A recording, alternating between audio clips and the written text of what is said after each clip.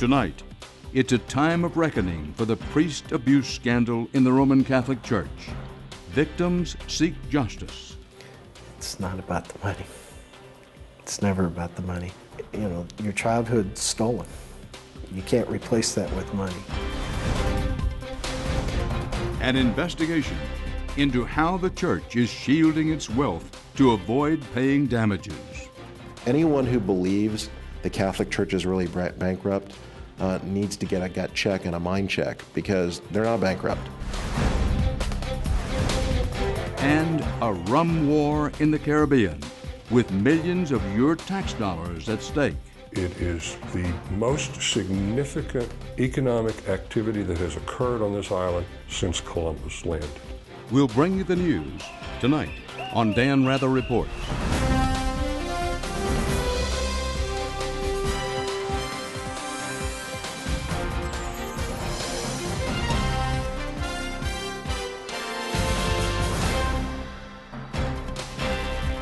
Good evening from New York. The Roman Catholic Church is one of the world's wealthiest institutions and one of the most secretive. No one knows for sure the extent of the Church's vast riches, but that secrecy is now being tested by the ever-widening priest abuse scandal. In recent years, revelations have surfaced that hundreds of priests had sexually abused children, and bishops had failed to report them. Across the United States, priest abuse victims, now adults, are lining up to sue their diocese for damages. But the Church is going to extraordinary lengths to protect its assets with a strategy that is spreading from church to church, diocese to diocese, across the nation. And that strategy is bankruptcy. Dioceses are claiming time and again that they are broke, not able to pay the victims who were molested as children. And that's not all. Attorneys for abuse victims have found the dioceses that claim to be broke are anything but. In fact, wealthy churches, they say, are moving money, hiding cash, and not reporting millions in assets. Anything to avoid paying damages to the victims.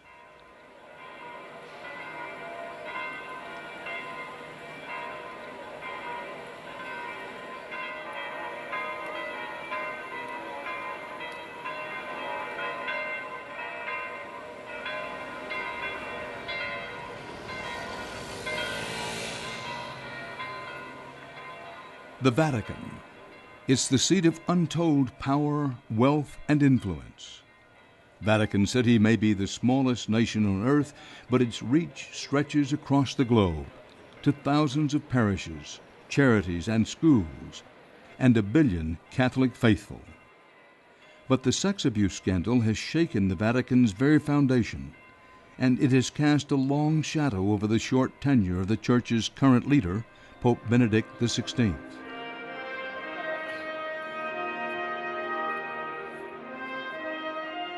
In early June, the Pope called thousands of clergy from around the world to the Vatican to celebrate the end of what he had declared the Year of Priests. But there was little to celebrate. New allegations of priest-child abuse had just surfaced in some of the world's most Catholic countries, and the media, and much of the Catholic world, was focused on how the Pope would address this ever-expanding scandal. Pope Benedict finally answered that question on the last day of the gathering. He issued his first apology from St. Peter's Square and promised to change the way the Church handled abuse allegations. But for many, his vows were too little, too late. They operate in a way that you would expect Bernard Madoff to operate, not how you would expect Christ to operate. Meet John Manley. From this nondescript office building, the Southern California lawyer has been fighting a pitched battle with one of the largest institutions in the Western world. Well, how did you get into taking on the Catholic Church? In a lot of ways, I think I'm the last person that should be doing this. I was raised Catholic. I went to Catholic school my whole life. I went to Catholic military school. I went to a Catholic high school and a year at Catholic college. I had a Jesuit spiritual director. I considered the priesthood myself. And I certainly was not a paragon of virtue, but I tried really hard and I believed it deeply. But his relationship with the church took a sharp turn more than 10 years ago when a priest abuse victim sought his help. The victim would be the first of many. In the last 12 years, I've met and represented hundreds of people from Alaska to New York to Delaware to Southern California, all of whom tell the same story, that they were raped and or abused in the most violent and egregious way possible as a child, and that when the church learned of it, they did nothing. Manley found that while the church leadership was promising to make peace with the victims, in court and behind the scenes, it was doing just the opposite. When the church defends these cases, they don't defend it in a way that's consistent with their own theology and beliefs. They defend it in a way where the victim is under attack, the family is under attack, and all the values that they say they believe in really go out the window. Take the case of San Diego, down the interstate from Manley's Newport Beach office. It's a diocese with about 100 parishes, 1 million Catholics, and one of the worst records in the country of sexual abuse by priests. The depth of the problem became clear in 2003 when the state of California briefly waived its statute of limitations on cases of sex abuse. The court system was hit with an onslaught of lawsuits filed by victims who had been too afraid, too ashamed, or discouraged by church officials to speak up as children. Church brass responded with drastic action. In 2007, San Diego became the 5th diocese in the United States to file for bankruptcy in the wake of the abuse scandal. Take me through what happened with the San Diego diocese when they filed for bankruptcy. Sure. The San Diego had about 160 claims involving various priests, ranging from the late 50s through the 2000s. They litigated the case in state court, challenged the statute, deposed the victims, and essentially on the eve of the first trial, filed for bankruptcy. Which goes to federal court. Which goes to federal bankruptcy court. And what happened is at the first hearing, it became very clear that they were minimizing their assets. According to Manley, the diocese specifically hid assets so they wouldn't be exposed to future damage payouts to victims. Under bankruptcy law, the debtors, in this case the diocese, are required to provide the court a complete list of everything they own and how much the property is worth. The diocese owned probably at the time several $billion worth of real property, and they listed their property in the bankruptcy schedules as being worth the book value. In other words, what they paid for it. Well, the diocese has been around since the 1800s. So you had a building listed that was worth $5 million, and they would list it for $150,000, which is what they paid for it originally. But that was just the start of it.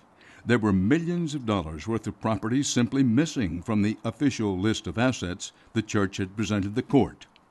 Everything from public parking lots to commercial buildings to open land, some investment properties that had nothing to do with the church's religious operations. The diocese later claimed that these missing properties were separately owned by its parishes and should be exempt from liability. But for many, this didn't fly. Plaintiffs' lawyers said only the diocese, not its parishes, holds the authority to sell parish properties, and they say the diocese could have, should have done just that to raise enough money to avoid bankruptcy. But of all these missing assets, the most notable was this 14-acre bluff-top lot off a busy thoroughfare with wide ocean views. Beautiful up here. Oh, it's gorgeous. Patrick Wall, who works with attorney John Manley, brought us to see the lot, where construction is underway on more than 500 condominiums. Well, tell us where we are and why it's important for us to be here. We're across the street from the University of San Diego, owned by the diocese, and this used to be the high school, University of San Diego High School, owned by the diocese and run by the diocese as well.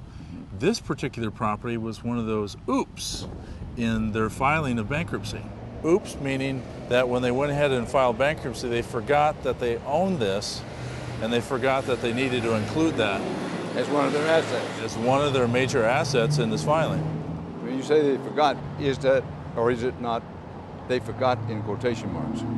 They forgot in quotations marks. I like to make the joke that, Grandma McDonough down at the Chancery office, when she was putting together the bankruptcy filing, she just forgot to include it. It was just a mishap. Actually, diocese lawyers first claimed the property was owned by a separate church corporation. Then, shortly after, said the omission had been a, quote, oversight. Patrick Wall says the church's behavior is typical of an institution that has a history of cover-ups. First, sex abuse by priests. Now, church money.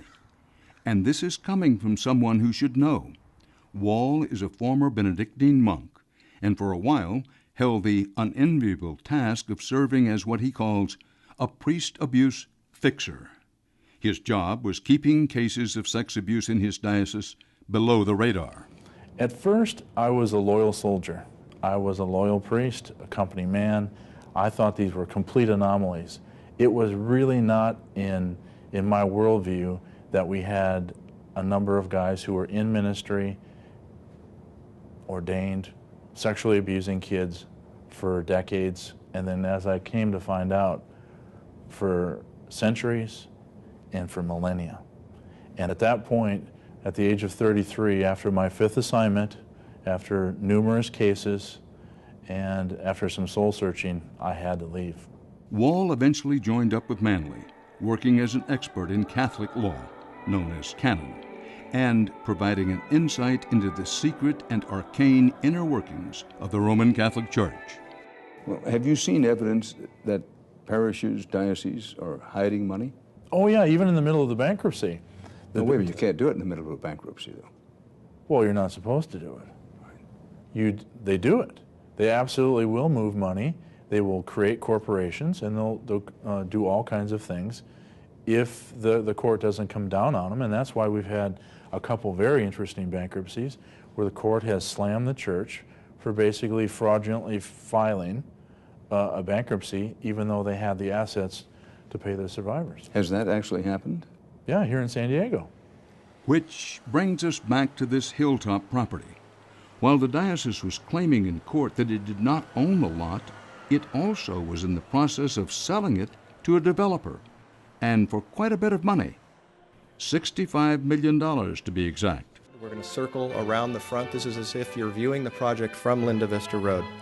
This San Diego Public Planning Board meeting about this very property took place just a few weeks after the diocese had filed for bankruptcy. Proposed 2.2-acre public park. It was well attended, and discussion dragged on for nearly 2 hours. I can probably give you a lot of details on it, but basically I'm going to be supporting this project. But there was one real estate developer who had a particular interest in the sale. And the reason I knew about that site is because I am a developer, and in the development community, that site was being offered to developers as a land sale for development of condominiums or apartments. That's Don McLean, who lives in the hills outside San Diego. Were you born in California? I was in San Diego. As a builder, he keeps a keen eye on big properties that hit the market, like the $65 million lot. But it was something much more personal that grabbed his attention in this case. McLean is also a priest abuse victim. He was molested by 2 priests when he was a 10-year-old altar boy, and was among the dozens of victims who sued the church when the statute of limitations was lifted. What was your major motivation? My major motivation was to get justice for that 10-year-old child inside of me. It wasn't about money. It's never been about money. It was about getting an apology. I want to ask this gently, but I'm asking directly. You know, there are people who say, when they say it's not about money, it's about the money. It's not about the money. You know, your childhood's stolen. Part of you is gone that can't replace. And those virtues that you want to believe in are gone. You can't replace that with money. When McLean heard about the 14-acre property missing from the church's schedule of assets, he was serving on the creditors' committee, a group routinely appointed by the court to keep those filing for bankruptcy honest in their claims. When the diocese declared bankruptcy, what was your reaction? I felt like we were being victimized all over again. Let me get this straight.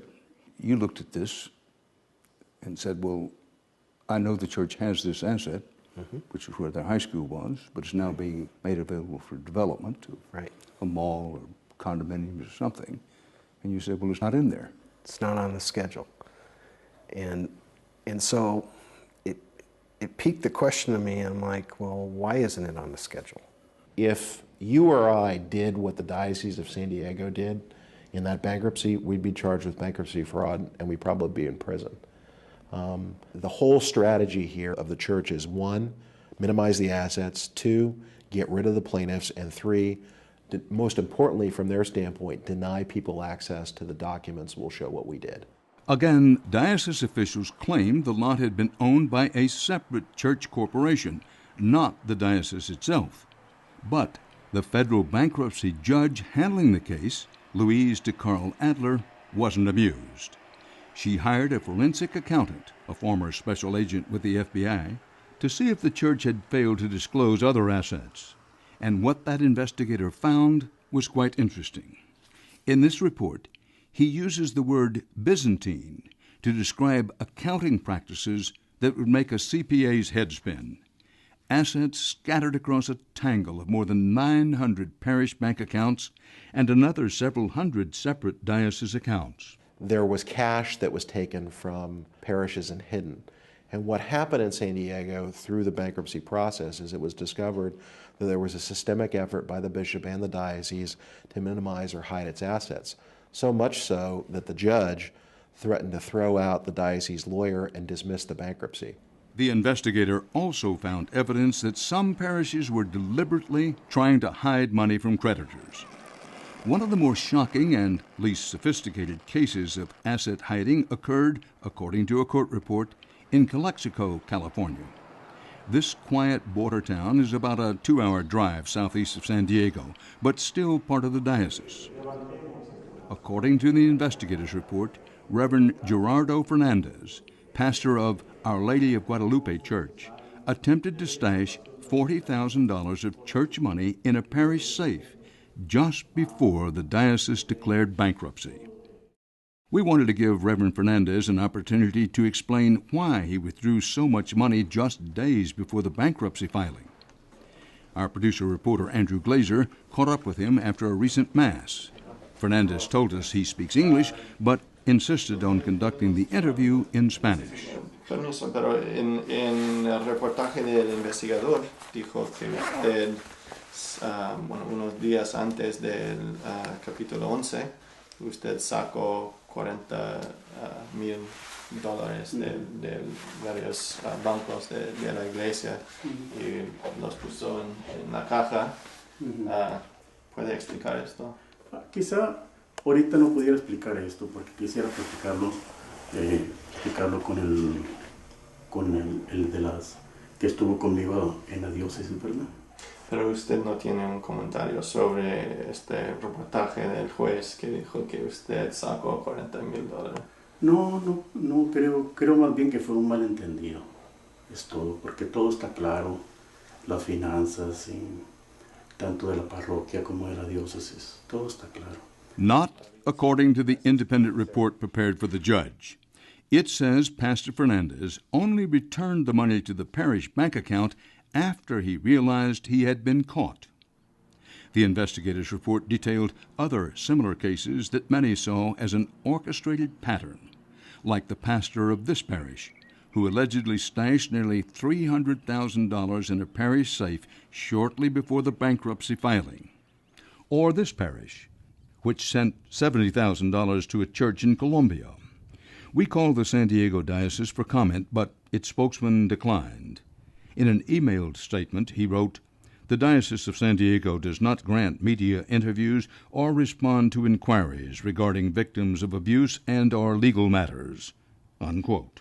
One of the comments that came from one of the bankruptcy attorneys who works on a lot of bankruptcies, said, these guys make Enron look like altar boys.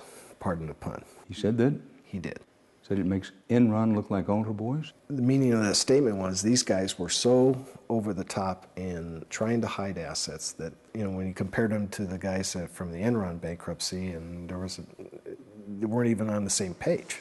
It was only when it became clear that Judge Adler was about to throw out the bankruptcy claim that the diocese agreed to a nearly $200 million settlement with the victims. But the bad will between the court and the diocese didn't stop there. Just before appearing before Judge Adler to announce the settlement, the diocese sent out this fundraising request, a letter signed by Bishop Robert Brahm seeking donations from parishioners to help the diocese stay afloat after the settlement. Judge Adler, a Catholic herself, happened to receive one of the letters from her former parish. Knowing the diocese could easily raise money by selling some of its vast number of properties, Judge Adler made her feelings quite clear. The judge fired a parting shot at the diocese. She took church officials to task for being, quote, disingenuous in how they disclosed diocese finances to parishioners.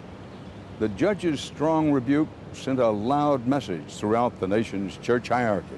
You heard all this stuff about this is a financial disaster and we're going to have to close schools, parishes, soup kitchens, people are going to be on the street.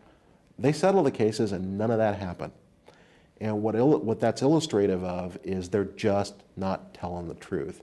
This is an institution that is so cash heavy and has so much money, you couldn't really bankrupt them if you wanted to. This is about minimizing exposure and controlling information, nothing else. John Manley says the San Diego Diocese wasn't unique in using bankruptcy to avoid selling off valuable real estate holdings.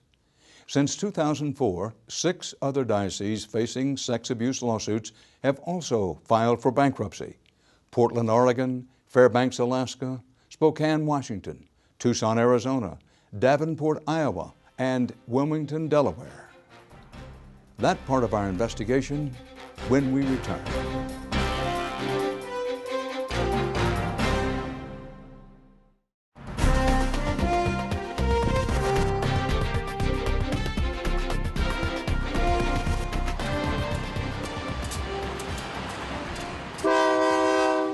Davenport, Iowa. Far from the sandy beaches and rolling hills of Southern California, but the Roman Catholic diocese here seemed to be reading from the same playbook as their brethren in San Diego. The Davenport diocese is much smaller. About 100,000 Catholics live spread out over several counties. But like San Diego, Davenport also was hit particularly hard by predator priests. According to the website bishopaccountability.org, which tracks priest abuse allegations nationwide, more than 30 accused perpetrators preyed on children in Davenport. Between 2004 and 2006, the diocese wound up paying more than $10 million in damages to victims. It was a landmark case. A victim of clergy abuse, Mike Udi, sued the Davenport Diocese and won $1.5 million. That was 3 weeks ago. Today, the diocese says it doesn't have the money. On October 10, 2006, the diocese filed for bankruptcy protection. The filing froze more than 20 other cases from going forward in state court. Udi says his case was never about the money. It was all about the truth. And in that respect, he says he lost. There are people still running the diocese that made these decisions, that they would rather protect the secrets and the hierarchy than the victims. Lawyers for abuse victims say this bankruptcy filing, like the others, was in bad faith. They say the diocese had plenty of assets and was in fact making an effort in the days leading up to the filing to jettison money instead of allowing it to fall into the hands of victims. The allegation was based on this document, the so-called Statement of Financial Affairs, a standard form filled out by companies declaring bankruptcy that details spending in the weeks leading up to the Chapter 11 filing. Our examination of the records reveals the diocese did in fact seem to be spending quite a lot of money, especially on October 9, 2006, the exact day before it filed for Chapter 11. According to the records, the diocese on that day went on a more than $150,000 spending spree, spending that included a sudden bout of generosity: $50,000 for an unnamed church in Latin America, $1,000 for a parish here, $750 for a parish there, $663 to the U.S. Conference of Catholic Bishops for 50 copies of the Catechism. Attorney John Manley, who was not involved in the Davenport case, says the church regularly finds ways to exploit federal bankruptcy law. Chapter 11 was not designed to protect organizations who've engaged in criminal conduct or basically protecting criminal conduct, specifically child rape. It was designed to give companies who made bad business decisions a new start. Here what you have is they're using the federal bankruptcy statutes to essentially shield themselves from liability of current victims, but worse, getting a discharge to prevent anybody who comes in later from getting any type of recovery. Anyone who believes the Catholic Church is really bankrupt needs to get a gut check and a mind check, because they're not bankrupt. But of the more than $400,000 of payments challenged by victims' lawyers, a few stood out. One involved advanced payments to seminaries for the education of diocese priests, a $20,000 payment to a seminary in Missouri the day before the bankruptcy, and another $118,000 to another seminary in Illinois just a few weeks earlier. What made these payments unusual is that, according to court papers, it was the first time the diocese had paid tuition to seminaries before even receiving a bill. This memo to the University of St. Mary of the Lake refers to a Davenport diocese official who, quote, wanted an invoice ASAP for the tuition of 5 seminarians. And they got it. And then there was the curious case of the prepaid funeral. On August 16, 2006, a few weeks before the bankruptcy filing, the diocese spent almost $20,000 on the funeral for its very much alive Bishop William Franklin. In a statement, a spokesman for the diocese told us that, quote, expenses paid before the bankruptcy were part of normal business, unquote. The Diocese of Davenport denied doing anything wrong, but in December 2007, the diocese reached a $37 million settlement with victims.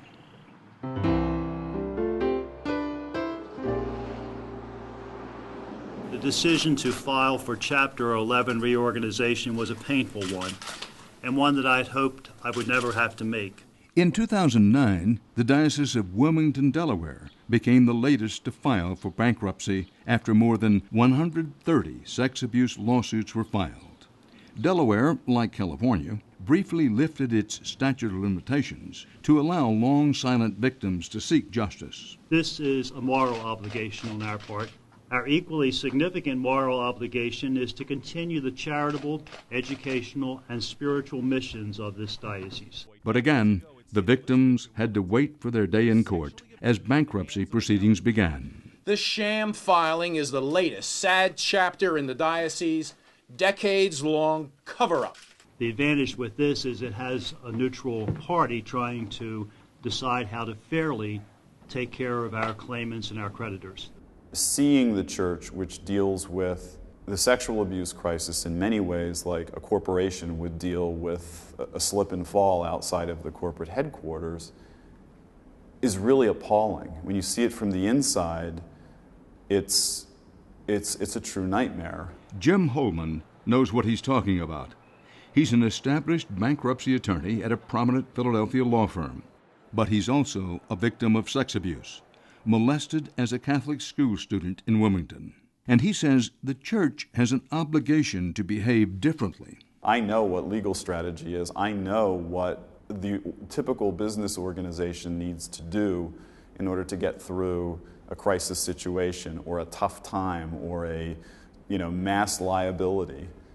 But in this case, when you're talking about an institution that professes to stand for something else, it just doesn't work. Attorney John Manley is representing Holman and other victims who sued the Wilmington Diocese. The Diocese of Wilmington has spent almost $5 million, according to its own testimony, as of about a year ago, to defend itself in these cases. And, the great irony there is they'd just done the right thing when these cases first came forward. In some instances, 30 years ago, they wouldn't have to spend anything. Manley says an exchange he had with a diocese official early in the bankruptcy made it clear that the church cared more about protecting its money than making amends with victims. At a meeting at this Wilmington hotel, where cameras were not allowed, Manley squared off against the church. From the official transcript, read what happened in that room. Sure. Monsignor, can you tell me what the net worth of the Diocese of Wilmington is, please? Joe? No, Monsignor, I'm asking you, sir. Oh, the net worth?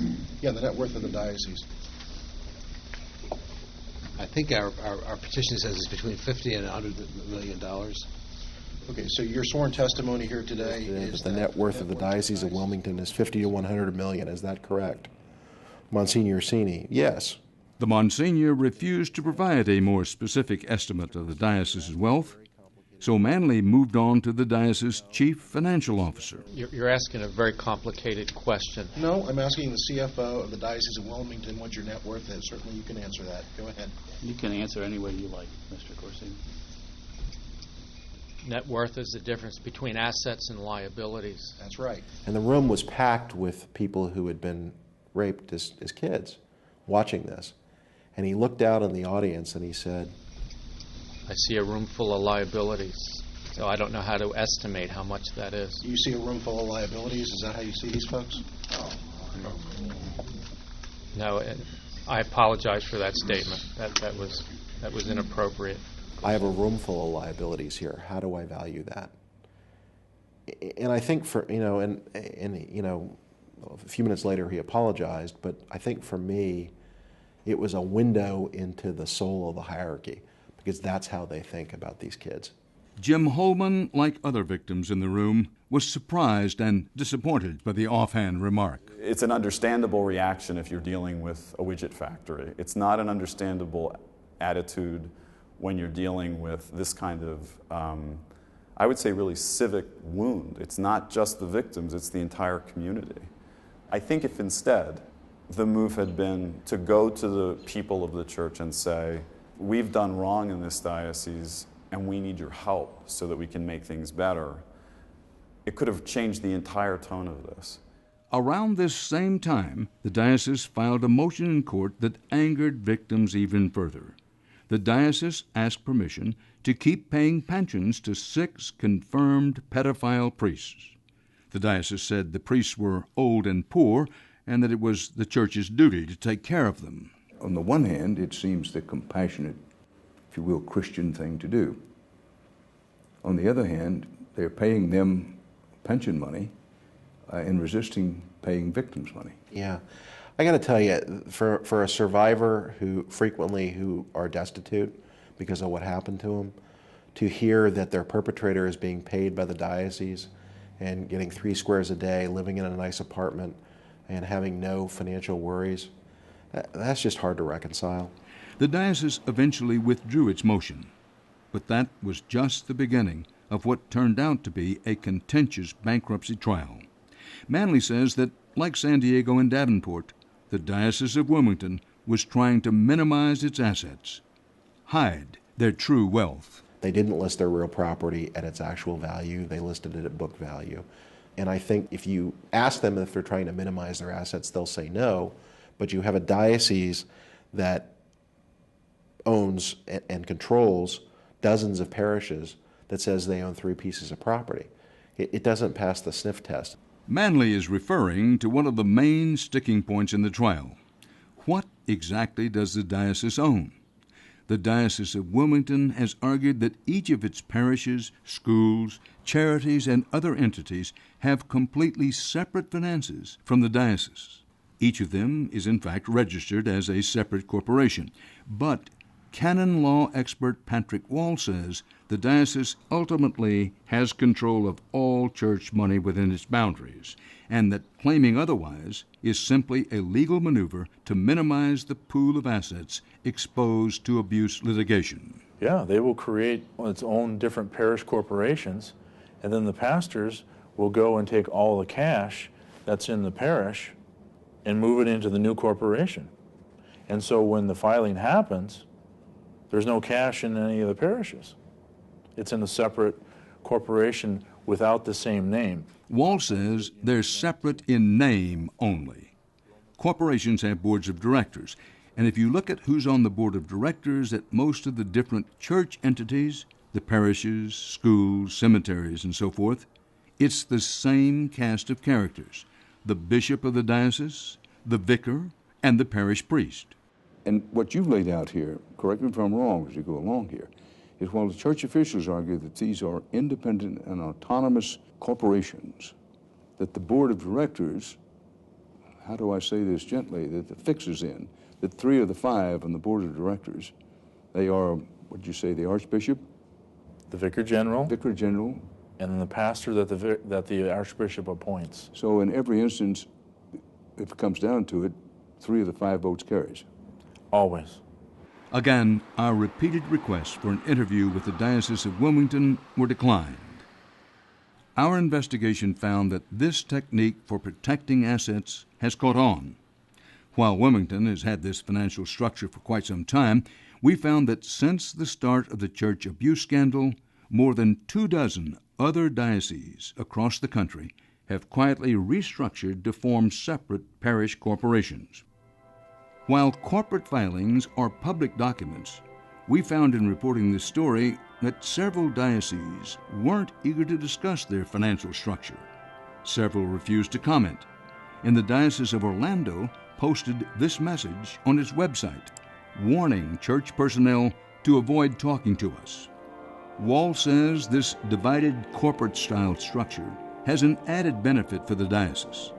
By having assets scattered across different corporations, it makes it nearly impossible for creditors to get a clear tally. Well, rightly or wrongly, this kind of maneuvering is going to strike a lot of people as a fairly sophisticated version of the old shell game. Yeah. Too strong?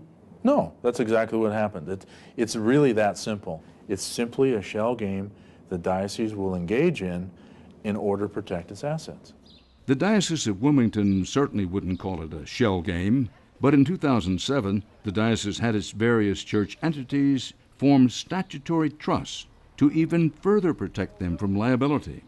In the bankruptcy case, the diocese acknowledged the creation of these trusts was motivated by concerns over the number of sex abuse lawsuits filed in state court. The question that has loomed over this entire process is, what role, if any, has the hierarchy of the church played? More specifically, the U.S. Conference of Catholic Bishops, the official leadership body of the Roman Catholic Church in this country, whose members answer directly to the Pope. Attempts by victims to hold the Vatican and the Pope accountable haven't gone far. The United States recognizes the Vatican as its own nation, and thus its leadership has the benefit of sovereign immunity status.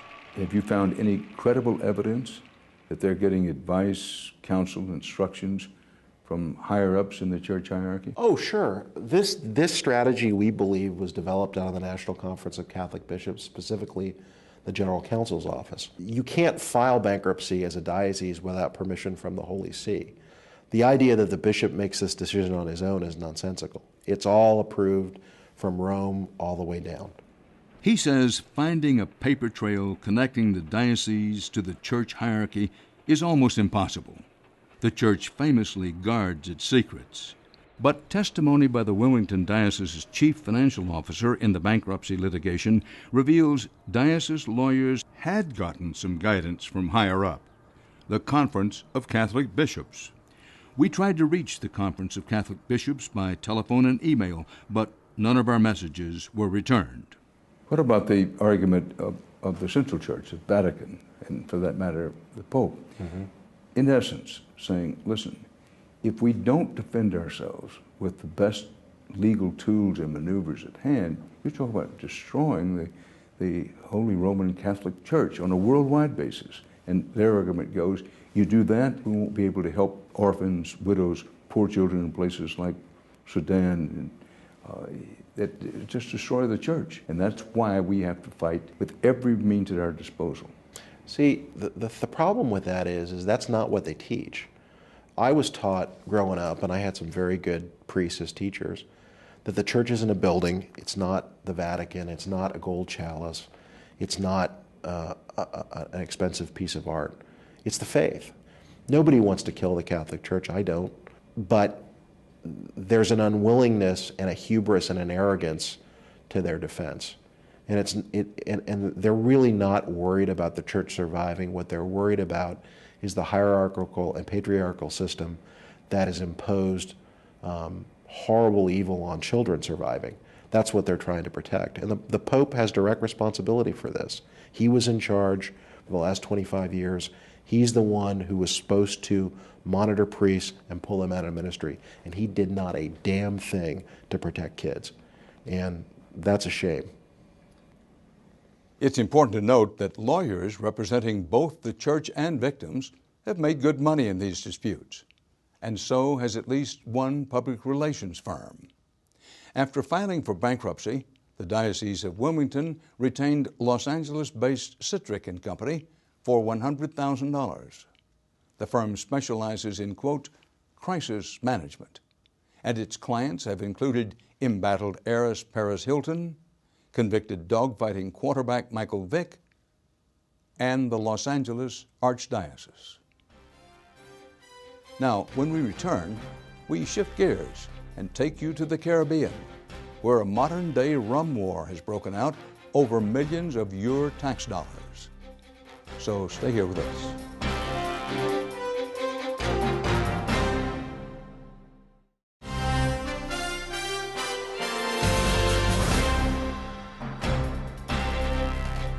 Welcome back.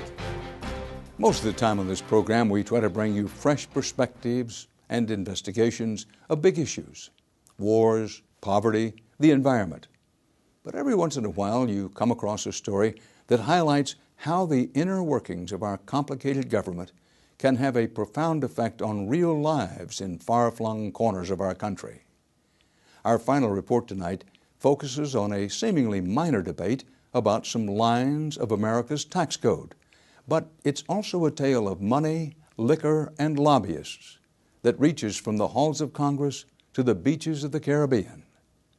That's where a modern-day rum war is brewing, with millions of your tax dollars at stake.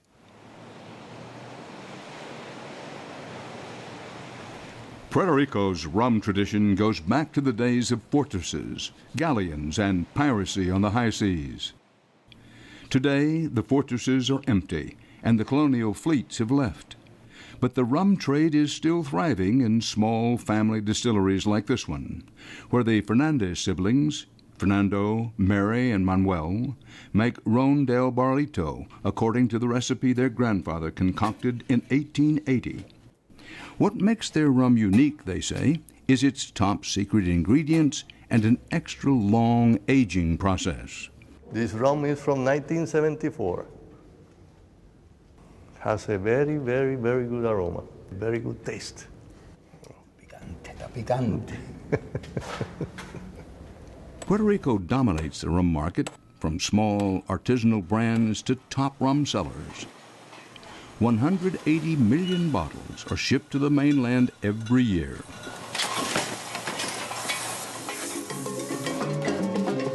All this rum is a bonanza for Puerto Rico because when it's sold in the United States, most of the federal taxes collected are given back to the island.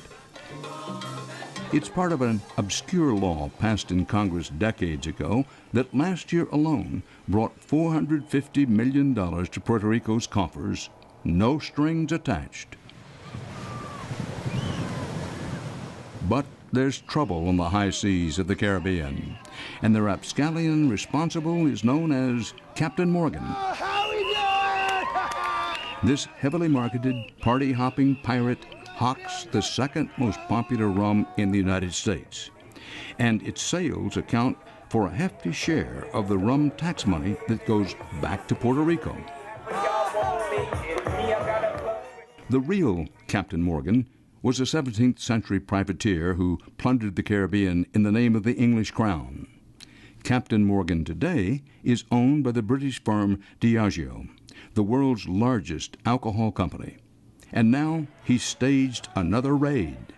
In 2008, Diageo set its eyes on Puerto Rico's rum tax money, with a mind to get a share for itself. Teaming up with the tiny U.S. territory of the Virgin Islands, Diageo hatched a brazen plan. The federal rum tax deal for Puerto Rico also applies to rum produced in the Virgin Islands. So if Captain Morgan moved its production to St. Croix, $120 million of that rum tax money would swing from Puerto Rico to the Virgin Islands. And the Virgin Islands made a deal giving the liquor company about half the money, including a state-of-the-art distillery built with federal tax dollars. It is the most significant economic activity that has occurred on this island since Columbus landed. Guy Smith is executive vice president of Diageo. He says the decision to move was just business. Where will this tank here go? We're in business to make money. That's why we left Puerto Rico, because we couldn't come to an economic transaction. So in order to be a good corporate citizen, to do what our shareholders need, which is to make a profit, this is how capitalism works. Captain Morgan gets the new plant plus tens of millions of federal tax dollars annually, totaling $2.7 billion across 30 years. And the Virgin Islands gets the rest, tens of millions in new revenue every year. What the Diageo agreement is giving us is the ability really to build an industry. When U.S. Virgin Islands Governor John DeYoung took office in 2007, Paradise was in trouble. He needed a lifeline out of the territory's crushing debt. Tourism was erratic, so he looked to the rum program as a savior. All I did is encourage the territory to do, which is to look for an industry, look for a stable revenue stream, and to build it. The Virgin Islands is desperate for investment. Away from the beaches, poverty is high. The governor's plan is to borrow his way out of the crisis. Using the promise of new rum money as collateral, the government will issue $350 million of bonds just to cover current operating costs and avoid painful layoffs. The deal has already brought some construction jobs to the island. My company's been able to hire 86 employees, over 90% of them which are local and have local families here. I've had to add staff, I've had to pay overtime. It's the first time in a very long time that we've had a major project like this on our island.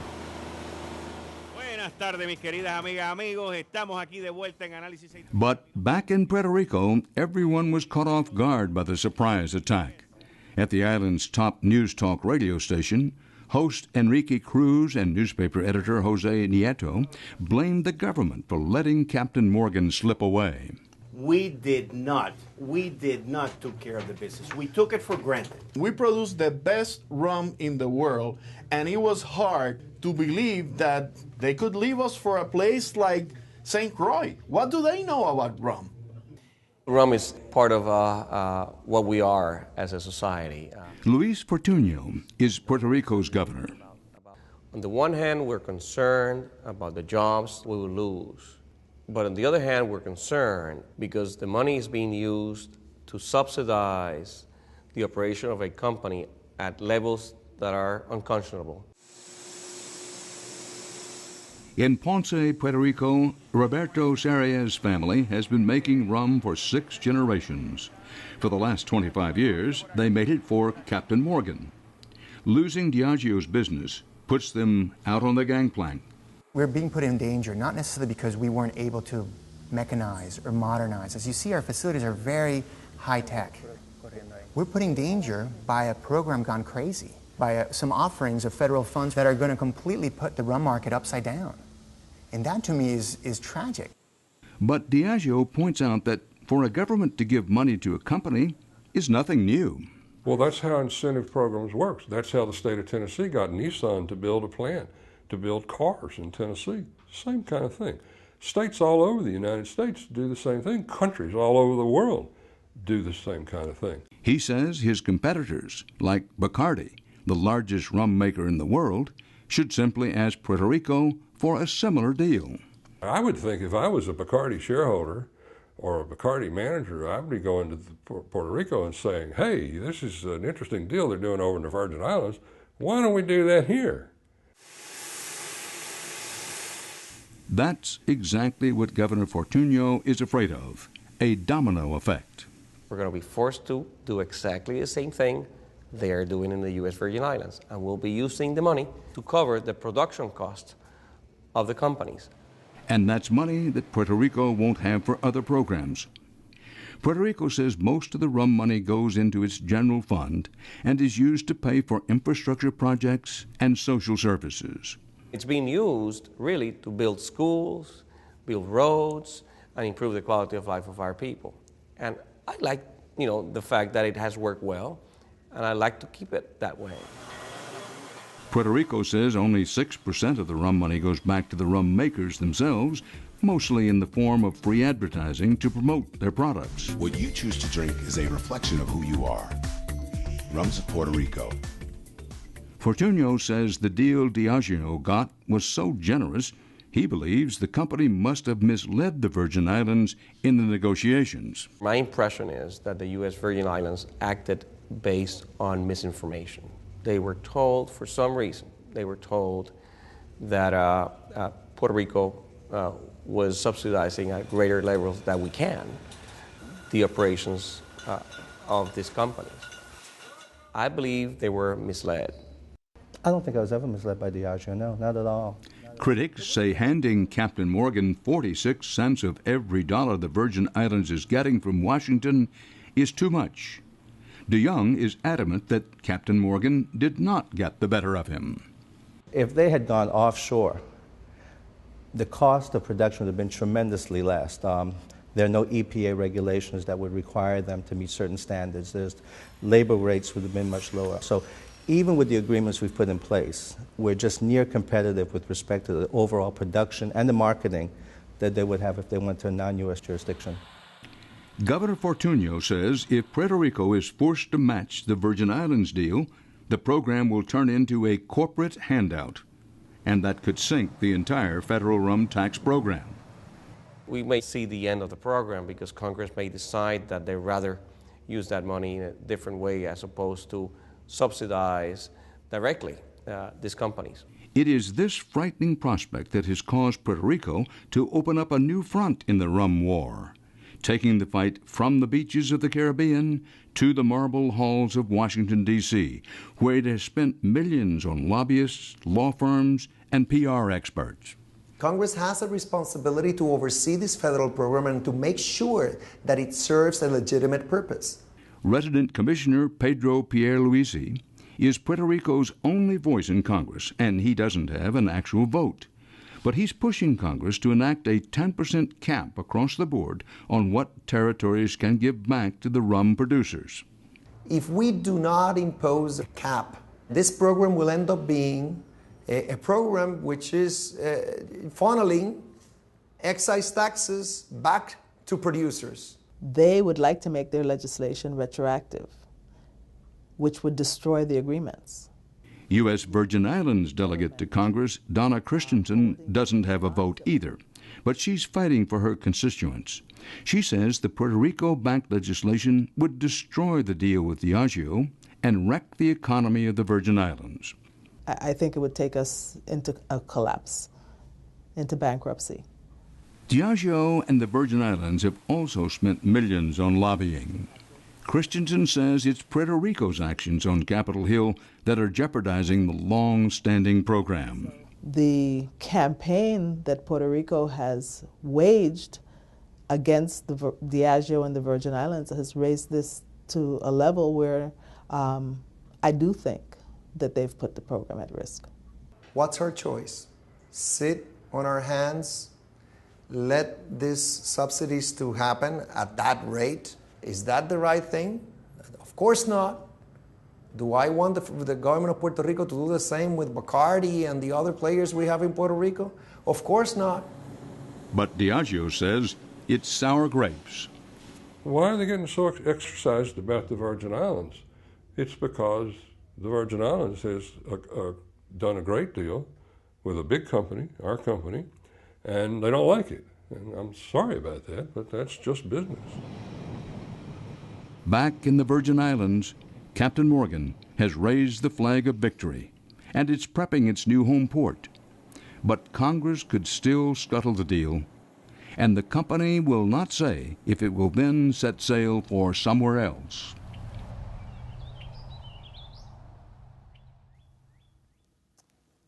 And that's our report for tonight. From New York, for HDNet, Dan Rather reporting. Good night.